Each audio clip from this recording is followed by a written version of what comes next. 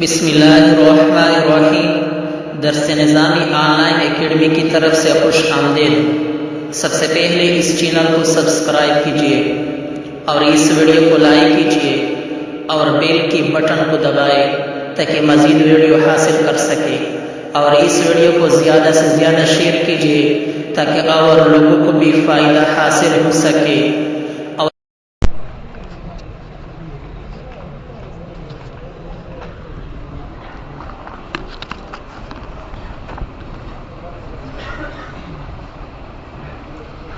قال فی الحاشیہ لأنه بسیط ذہنا و خارجا۔ ذہنا دیکھو بھئی یہ ایک لکیر ہے لیکن اس کی تفصیل ذرا لمبی ہے۔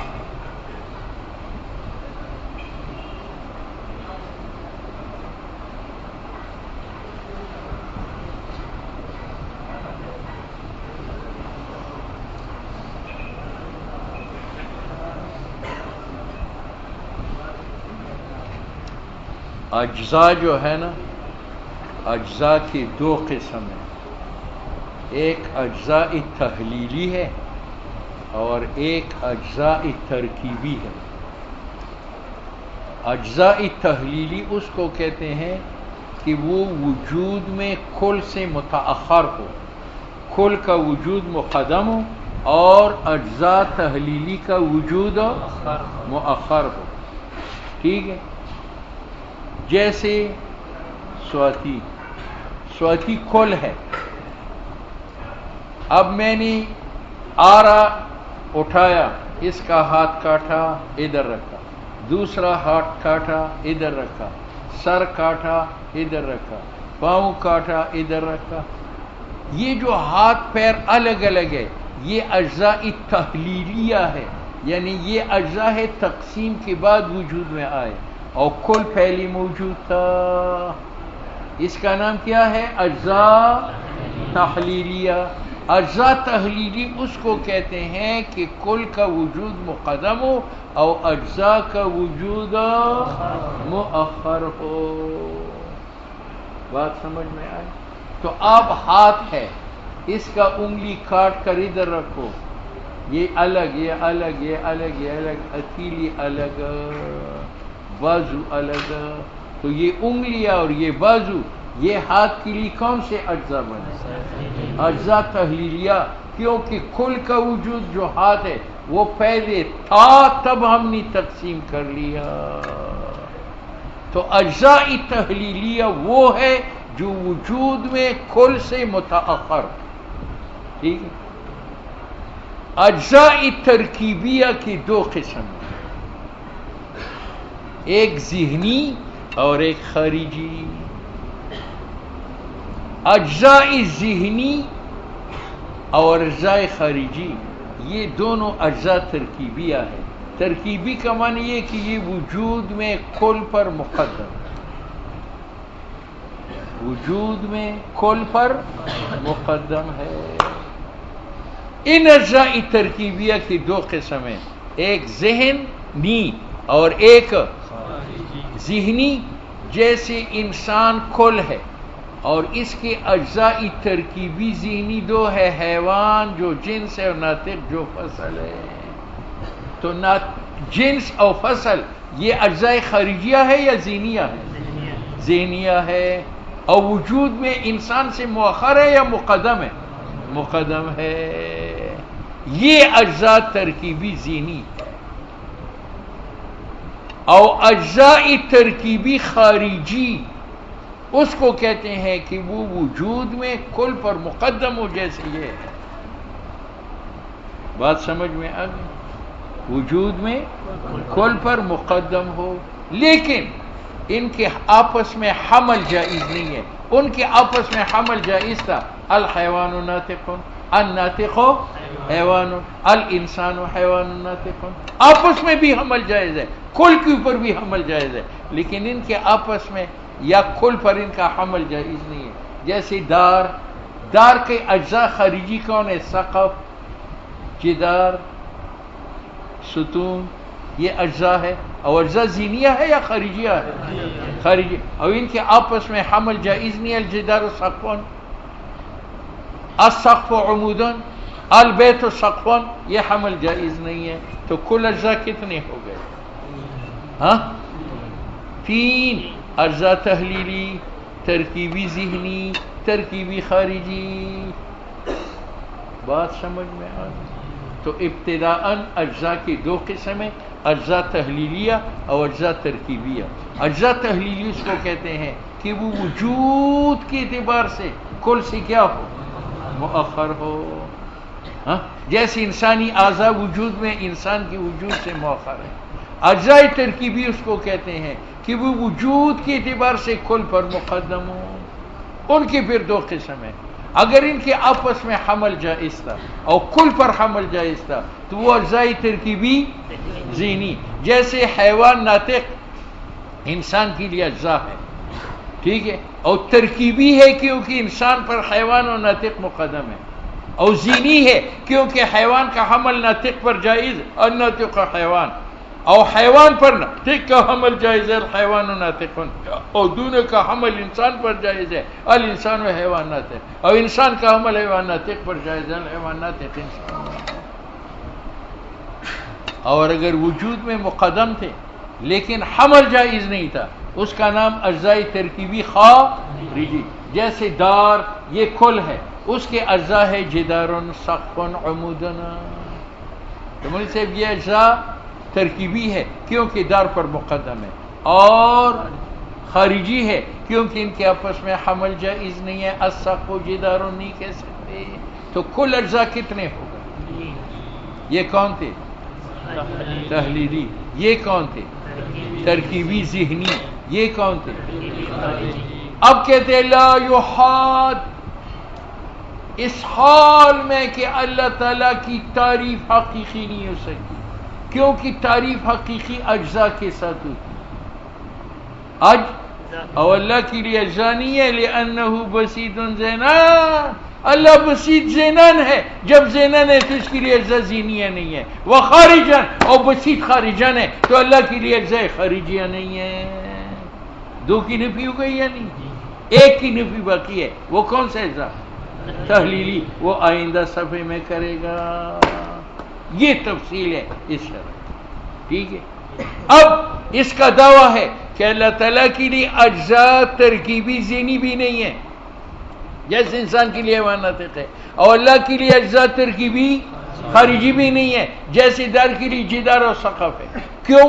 وجہ یہ کہ اگر یہ اللہ ہو اور یہ اس کے اجزاء ہو ذہنی یا خارجی تو یا یہ اجزاء واجبات ہوں گے یا ممکنات ہوں گے یا ممتنعات ہوں گے. یہ اجزاء ممتنعات ہو نہیں سکتے کیونکہ امتناع جز مستلزم امتناع کل کو، پھر اللہ تعالیٰ ممتنع ہوگا، اور اللہ ممتنع ہے یا واجب ہے. اور یہ اجزاء ممکنات بھی نہیں ہو سکتے کیونکہ اگر اجزاء ممکنات ہو تو امکانی جز مستلزم امکانی کل کو، تو پھر اللہ تعالیٰ جو ہے وہ ممکن ہوگا. اور یہ واجبات بھی نہیں ہو سکتے کہ یہ جز بھی واجب ہو، یہ جز بھی واجب ہو، یہ جز بھی واجب ہو، یہ جز بھی. کیوں؟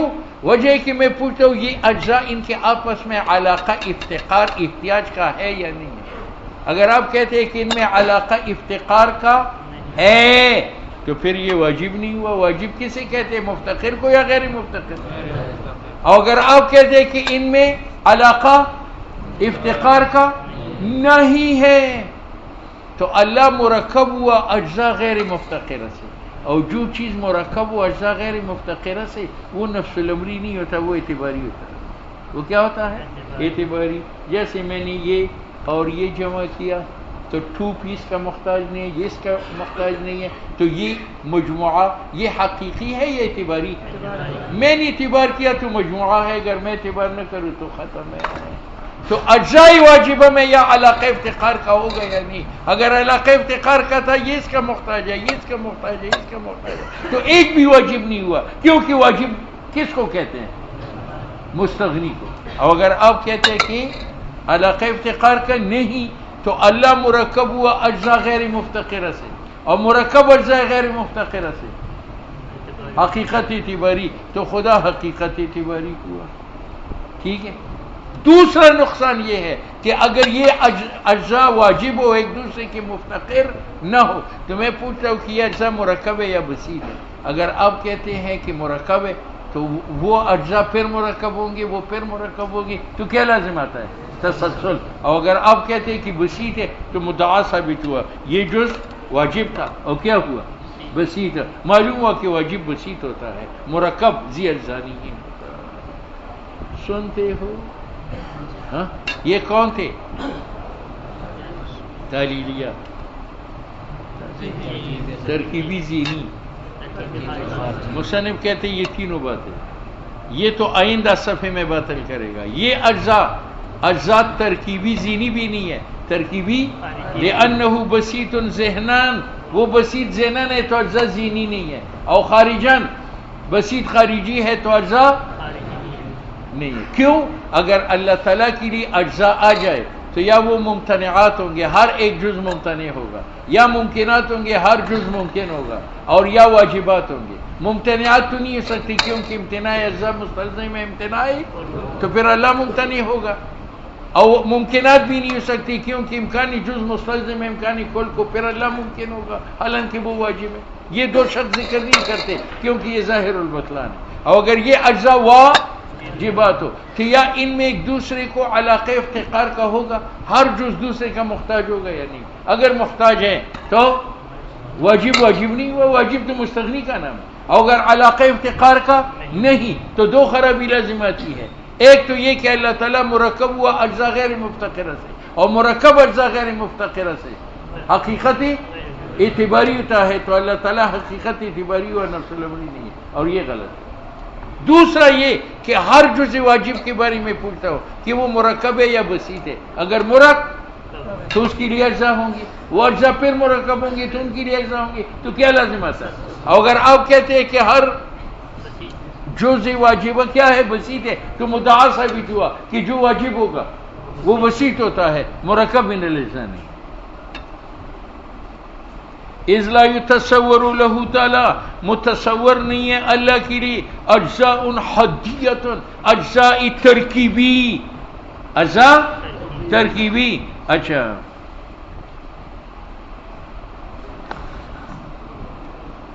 یتألف منها قوامہ، کہ مرکب ہو جائے ان اجزاء حدیہ سے خدا کی ماہیت. لأنہا اما واجبات، وہ اجزاء میں سے یا ہر ایک واجب ہوگا تو واجبات منفصلۃ الہویت، ہر ایک کا تشخص دوسری سے جدا ہوتا ہے. مستغن بعضها عن بعضنا، بعض مستغنی ہوتا ہے کس، یعنی معنی یہ ان میں یہ علاقہ افتقار کا ہوگا یا نہیں. اگر علاقہ افتقار کا تھا تو پھر تو واجب نہیں ہے. اور اگر آپ کہتے ہیں کہ مستغنی ہے بعض سے، تو اللہ تعالیٰ حقیقت اعتباری بنا.